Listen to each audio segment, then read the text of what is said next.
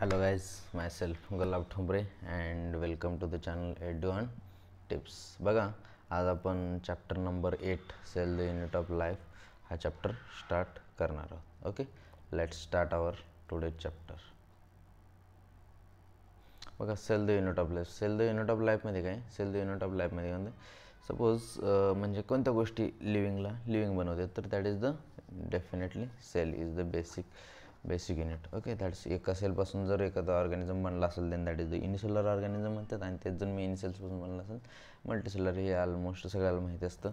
परत त्यानंतर इंडिपेंडंट हे जे काय म्हणतात युनिसेलर ऑर्गॅनिझम म्हणजे सपोज एखादा ऑर्गॅनिझम आहे त्या म्हणजे काय म्हणतात एकच सेल प्रेझेंट आहे त्यामध्ये, तर ते कसे काय करू शकतात, दॅट इज इंडिपेंडंट एक्झिस्टन्स आणि performing essential functions of life, that's all.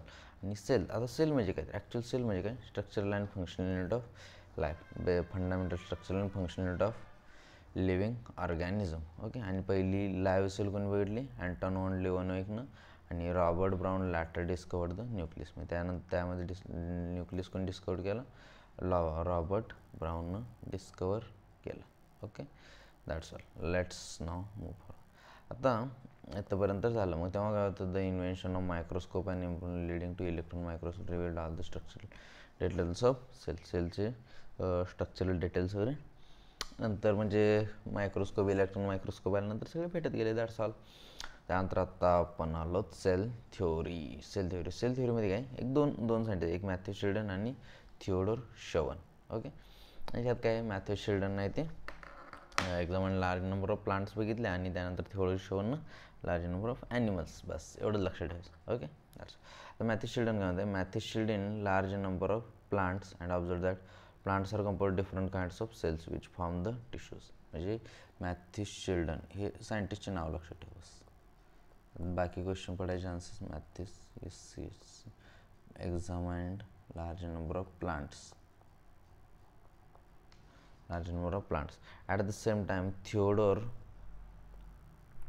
Shevon different type of animal cells and reported that thin outer layer म्हणजे प्लाझ्मा मेम्ब्रेन. टुडे आज आपण काय झालं, प्लाझ्मा म्हणजे पहिल्यांदा कोणी शोधले, that is the Theodor Schwann, SCHWAN. Okay, Schwann, that is the PM, plasma membrane.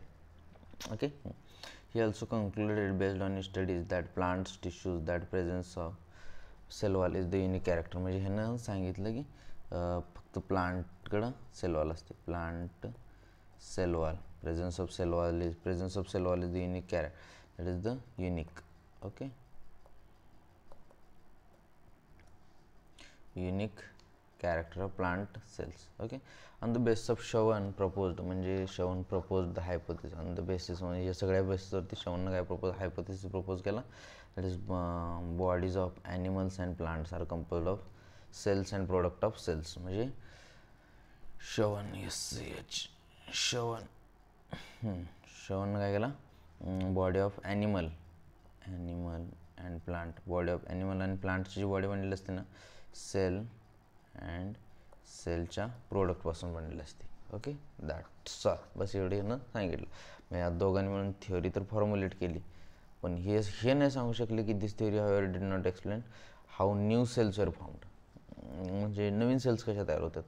Suppose he sale तयार झाली, तर ह्याच्यापासून नवीन सेल कशी तयार होते, new cells were how new cells were formed, म्हणजे ही नवीन सेल्स कशा फॉर्म झाल्या किंवा ही सेल्स कशी फॉर्म, हे नाही सांगू शकले हे दोघंजण. या दोघांनी थिअरी तर हे प्रपोज केली, परंतु हे नाही सांगू.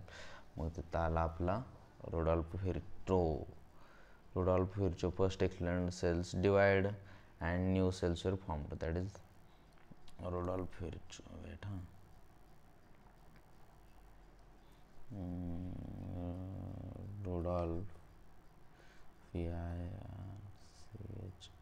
Rudolph Virchow first explain cells divide. Okay, cells divide and new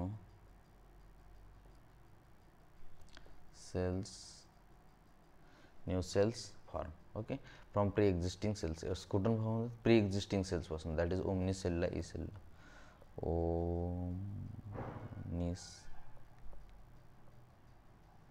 cellular, acellular, sorry,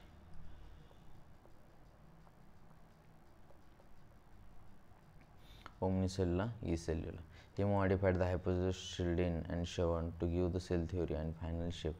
Cell theory आता ह्यानं मॉडिफाय केलं आणि काय सांगितलं, all organisms are composed of cells and product of cells, and all cells arise from pre-existing cells. Okay, here's a final cell theory as a काय म्हणतात propose केला. Okay, काय काय भेटलं आत्तापर्यंत आपण, लेट्स रिवाइज. पहिल्यांदा काय भेटलं, पहिल्यांदा बघितलं that is the cell. Cell the unit एका सेलपासून जर फॉर्म झालं असेल दॅट इज युनिसेल्युलर, मेनीपासून फॉर्म झालं असेल ते मल्टीसेल्युलर. Just 1 minute. युनिसेल्युलर ऑर्गॅनिझमकडे काय असतं, इंडिपेंडंट एक्झिस्टन्स आणि performing essential functions of life. आणि सेल म्हणजे काय, function structural and functional unit of life. Antonie Leeuwenhoek पहिल्यांदा लाईव्ह सेल बघितली आणि रॉबर्ट ब्राऊननं त्यामध्ये न्यूक्लियस डिस्कवर केलं. मॅथ्यू शिल्डन आणि शोवन दोघांनी मिळून सेल थिअरी फॉर्म्युलेट केली. आणि त्यानंतर रुडॉल्फ म्हणजे हे सांगू शकले नाहीत की न्यू सेल्स कशा फॉर्म होतात. ओके, रुडॉल्फ व्हिर्चो ओमनिसेल्युलर, इसेल्युलर. I hope everything is clear. काय असं लक्षात ठेवायचं एवढं जास्ती काय नाही. ओके,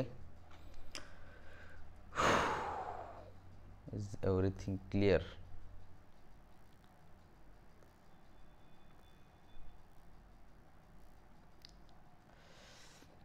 अरे काय नाही आहे, एका सेलपासून फॉर्म झालं दॅट इज युनिसेल्युलर, मेनी सेल्सपासून फॉर्म झालं दॅन मल्टीसेल्युलर.